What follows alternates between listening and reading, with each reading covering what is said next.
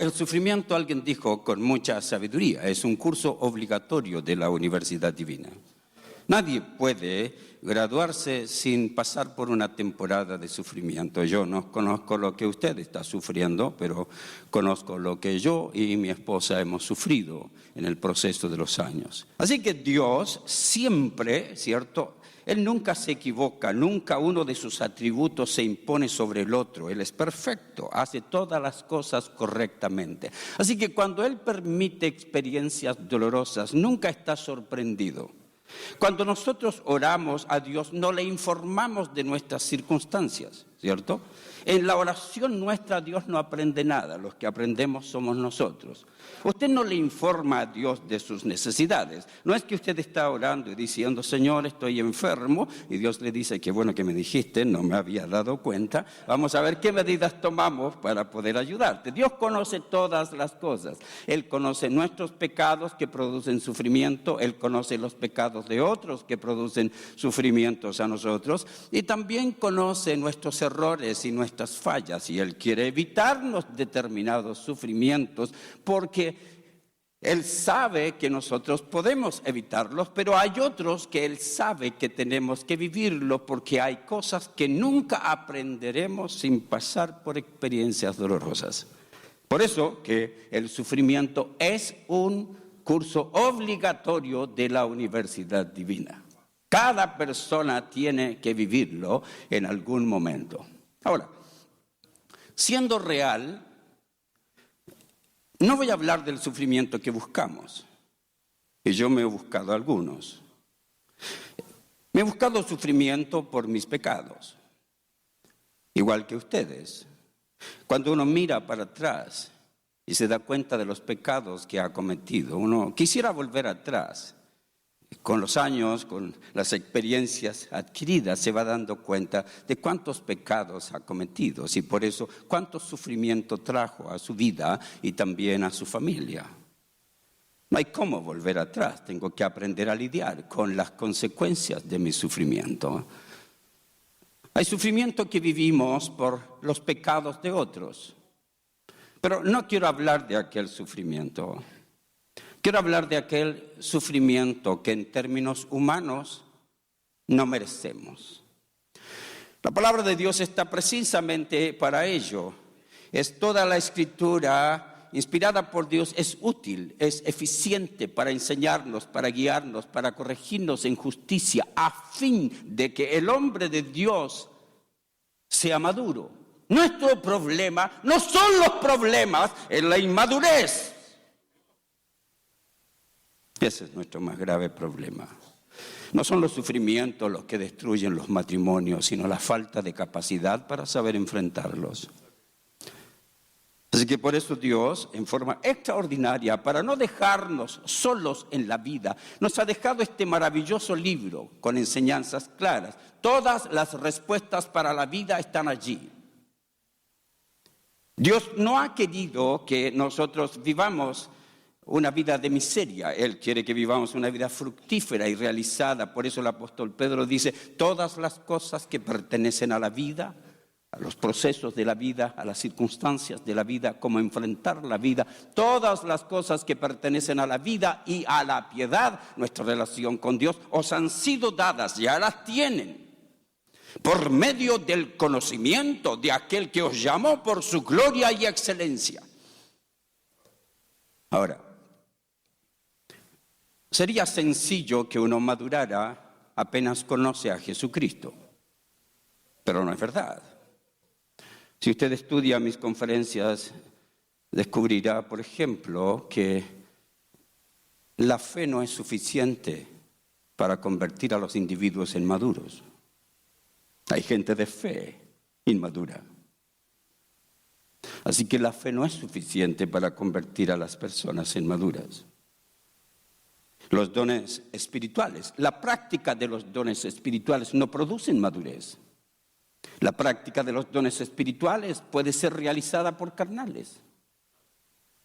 Los carnales también pueden ejercitar sus dones espirituales. Así que no produce madurez. Usted nunca madura orando. Usted nunca madura ayunando. Porque el pueblo no perece por falta de ayuno y oración, sino por falta de conocimiento de la verdad. Porque es la verdad la que produce madurez. Es lo que dice la Biblia. Dice que toda la Escritura es inspirada divinamente y el objetivo es que el individuo sea maduro. Y Dios ha entregado a nosotros dones, talentos, apóstoles, profetas, pastores, maestros. Y todos tenemos una misma misión en la vida, aunque la manejamos de diferente manera. Pero la misma misión es perfeccionar a los santos para que se conviertan en individuos maduros. Así que nuestro más grave problema no es los problemas, sino la inmadurez para saber enfrentarlos. Pero usted puede evitar sufrimientos mientras más conoce la verdad y mientras más aplica la verdad. Note que agregué algo más, dije aplica la verdad. Me dedico a crear ciertos principios y este es uno de los principios. Una verdad anunciada, una verdad predicada, una verdad enseñada, una verdad admirada, una verdad memorizada, nunca produce una vida transformada. Usted puede sentarse en una iglesia, escuchar, cantar, memorizar, cantar verdades, orar por verdades, declarar verdades. Usted puede admirar verdades, escribir verdades y nunca va a ser transformado. Porque lo que produce la transformación del individuo es la aplicación de la verdad. Por eso el apóstol Pedro dice, pone toda diligencia para que a su fe añadan virtud. Esto no es un curso de desarrollo personal.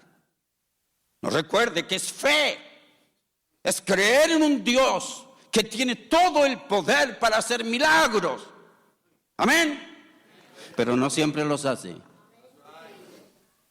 Sería lindo que Dios cambiara todo en un milagro, ¿cierto? Yo quiero que enfoquemos por un momento en un pasaje de las Escrituras que es obvio que va a hablar de esta situación que vivimos todos y se encuentra en la segunda carta del apóstol Pablo a los Corintios. Y voy a rápidamente hacer una reseña de lo que el apóstol quiere enseñarnos. Note lo que dice el apóstol. Pablo, apóstol de Jesucristo por la voluntad de Dios, y el hermano Timoteo, a la iglesia de Dios que está en Corinto, con todos los santos que están en toda Acaya. Versículo 2, allí parte todo, queridos. Versículo 2. Gracia y paz a vosotros, de Dios nuestro Padre y del Señor Jesucristo. Eso es precisamente lo que necesitamos en las situaciones más difíciles de la vida. Gracia y paz. La gracia que nos obliga a mirar a Dios y ver que este Dios, que por su gracia nos da lo que no merecemos. Nadie merecía la salvación, nadie merecía ser hijo de Dios. Él nunca nos miró a nosotros y dijo, a este yo lo voy a salvar, tiene los méritos suficientes como para poder salvarlo. La Biblia dice que no, Él buscó lo más bajo de este mundo y por su gracia se inclinó a nosotros.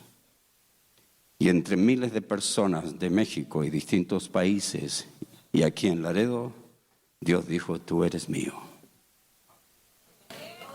¿No es eso grandioso? Maravilloso. Gracia. Tenemos que aprender a vivir en la gracia de Dios. Gracia y paz. Escuche este principio. La paz de un individuo no depende de estar rodeado de personas pacíficas, sino de depender de los principios de la palabra de Dios para saber cómo enfrentar a todos los que le hacen la guerra. La paz no se debe a las circunstancias que vivimos. La paz se debe al Dios que tenemos, el poder que nos ha dado, la sabiduría que hemos adquirido para saber enfrentar las circunstancias de la vida. Y eso es lo que quiero enseñarles ahora. Así que primer principio, Dios, aunque conoce todo, no siempre nos evita el sufrimiento, pero siempre nos deja disponible su gracia y su paz. El esperar en el Señor es esperar que en la aplicación de la verdad va a ocurrir lo que Él dijo. No es cruzarse de brazos. Así que la paz de un individuo no depende de cuán pacíficos son los que le rodean, sino de cuán sabio es para enfrentar a todos los que le hacen la guerra. La paz de un individuo no proviene de cuán pacíficas son las circunstancias alrededor de él, sino cuánto ha aprendido a depender de Dios, de sus principios, de la aplicación de la verdad para asumir su responsabilidad para enfrentar la vida y no solamente entregarle la carga a Dios para que Él haga un milagro.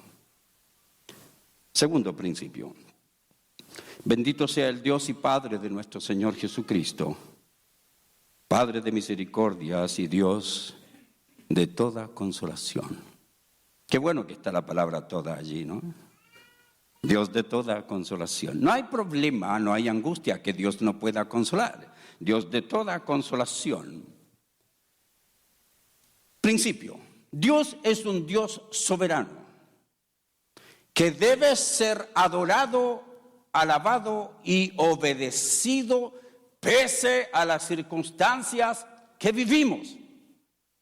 Por eso Pablo dice: bendito sea el Dios y Padre de nuestro Señor Jesucristo, que tiene todos los recursos para entregarnos todo lo que necesitamos para poder enfrentar nuestras situaciones. Porque eso es consolador. Consolador es el Paracletos, es aquel que se pone junto a nosotros. No es aquel que viene a tocarnos el hombro y decir, todo va a estar bien, tranquila, no te preocupes. No es. El Consolador es el Paracletos, es el que viene, se pone junto a nosotros y nos muestra un nuevo camino. Nos dice lo que tenemos que hacer. Ahora note, el cual nos consuela en todas nuestras tribulaciones. Dice todas otra vez. Yo no sé cuál es la suya, yo conozco las mías. Pero Él nos consuela en todas nuestras tribulaciones. Yo aprendí que no tenía que preguntarle a Dios por qué, sino para qué. Esa es la pregunta que nos hacemos, ¿cierto? ¿Por qué esto? ¿Por qué aquello? ¿Por qué esto otro? ¿Por qué ocurre así? ¿Por qué yo? Aquí está la respuesta y Dios quiere que en vez del por qué, preguntemos ¿para qué? Si eres un Dios soberano, de gracia, de paz, que nunca se equivoca, que nunca se atrasa, entonces tienes que tener una razón para permitir esto. Primero, ¿para qué? Dios permite sufrimientos para que recibamos el consuelo divino, para que aprendamos a consolar a otros humanos. Esto es duro, ¿eh? Es duro. Usted no lo piensa en el momento. No lo pensó Johnny Erickson Tada cuando se tiró un clavado y su cabeza golpeó en el fondo del mar y quedó paralizada del cuello para abajo. Y cuando iba en la ambulancia escuchando las sirenas, iba pensando, mi Dios es poderoso, Él me va a sanar. Nunca la sanó. Y Johnny Erickson Tada quedó paralizada desde el cuello hasta los pies. Y una de mis más lindas experiencias fue alguna vez ministrar con ella en Ecuador y ver en el Coliseo Alianza miles de sillas de ruedas y personas escuchando a una predicadora sentada en silla de ruedas que con un pincel en su boca pinta cuadros, escribe libros y tenía un programa que se llamaba Johnny and Friends. ¿Para qué? Yo no sé qué ha vivido usted. Pero Dios nunca se equivoca. Oh, yo recuerdo experiencias para atrás que no hubiera querido vivir, pero vaya que me han servido. ¿Para qué?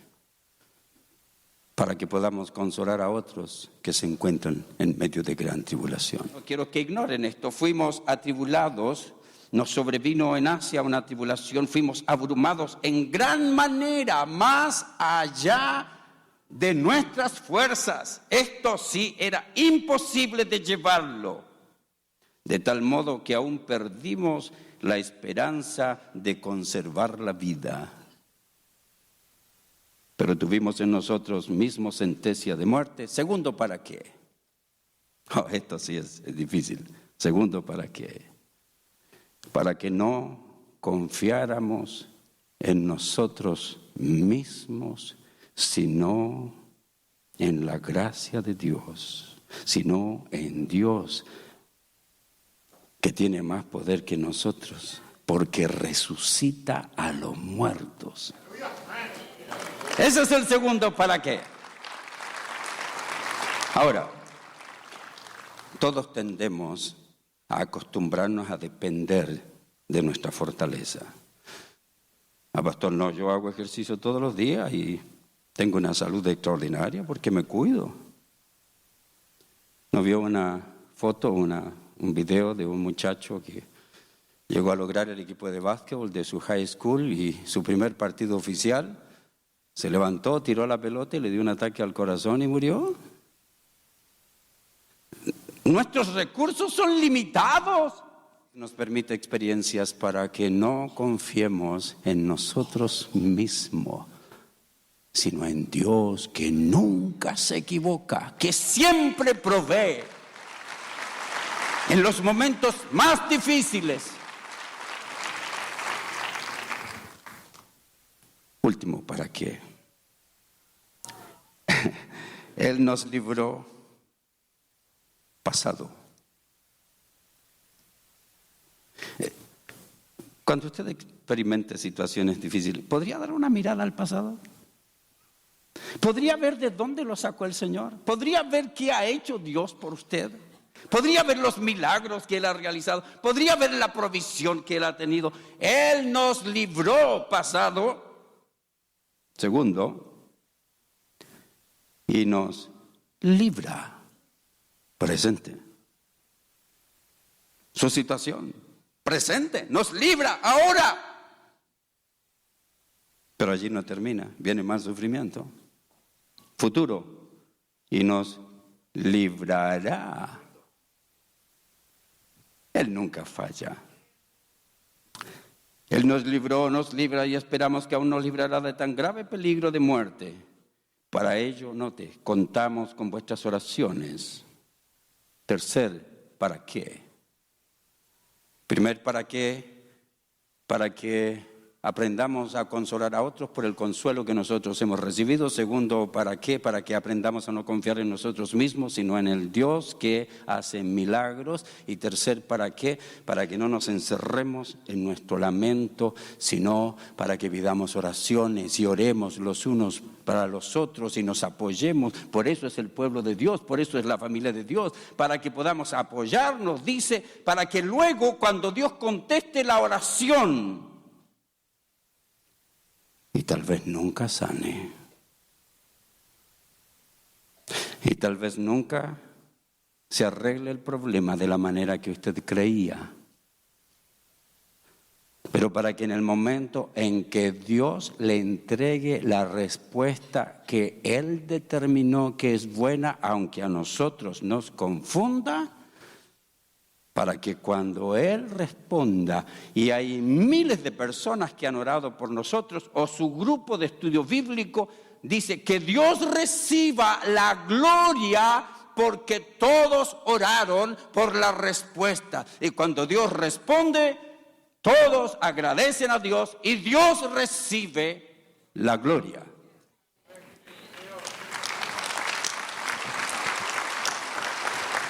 Me encanta este pasaje porque parte con Dios y termina con Dios. Ahora, escuchen lo siguiente, queridos. Todo problema y sufrimiento hay que enfrentarlo integralmente. No es solo espiritual, es un problema espiritual, pero no es solo espiritual. Si usted enfrenta un problema, tiene que tomar otras medidas, fuera de su participación espiritual, su dependencia de Dios. En segundo lugar, usted no es solo espíritu, usted también es mente, emociones. Así que va a tener que trabajar aquello. Y si su médico le recomienda ciertas medicinas, va a tener que seguir un proceso médico si lo necesita. Y si su médico le recomienda ejercicios para poder enfrentar su situación, tendrá que empezar a hacer ejercicios para botar la adrenalina de su cuerpo, todo esto que está llevándole a un estado depresivo, y tendrá que trabajar su problema y tendrá que empezar a caminar y tendrá que empezar a hacer ejercicio y empezar a tratar su problema, no solo espiritualmente, sino también emocionalmente. Y tendrá que tratar su problema también físicamente. Termino con esta ilustración. Elías era un gran profeta de Dios. Y este gran profeta de Dios estaba acostumbrado a que Dios haga milagros, ¿cierto? Señor, quiero que llueva. Llovió. Quiero que pare la lluvia. Paró. Señor, ahora quiero que le des aceite a la viuda. Le dio. Ahora, Señor, yo quiero que mates a todos estos profetas. Ahora quiero que quemes. Y cuando mató a los profetas, cansado, recibió una amenaza. Y Jezabel dijo: en 24 horas te mato. Y en 24 horas él dijo: voy a morir, y salió huyendo. El gran profeta de Dios, un hombre, claro. Salió huyendo, se metió debajo de un árbol y abandonó a su criado. Le dijo: no me sigas, me voy solo. Y se metió debajo del árbol y se empezó a llenar de angustia y aflicción. Y llegó a un estado depresivo tremendo. Y cuando llegó al estado depresivo, le dijo a Dios: Señor, ya no quiero morir, no quiero vivir, mejor mátame. Y entonces él esperaba un milagro, pero esta es la respuesta divina. Lo trató espiritual, física y emocionalmente. Mira la respuesta. Primero, te vamos a tratar físicamente. Le preparó un rico emparedado en el cielo, le trajo la comida, lo hizo comer, lo hizo descansar. Tranquilo, cuida tu cuerpo. Elías, no todo es milagros. Cuídese, cuide su cuerpo, coma bien, descanse bien, te queda mucho camino. Segundo, le trató emocionalmente. Le mandó a Eliseo. Y este estaba tan acostumbrado a vivir solo que cuando vio a Eliseo le dijo: ¿y tú qué haces? ¿A qué vienes? Dios se lo había enviado. Así que la parte emocional es buscar consejo, buscar ayuda de profesionales. La parte emocional es buscar amigos que lo apoyen en las áreas que el amigo puede. Los amigos no pueden tener un consejo profesional.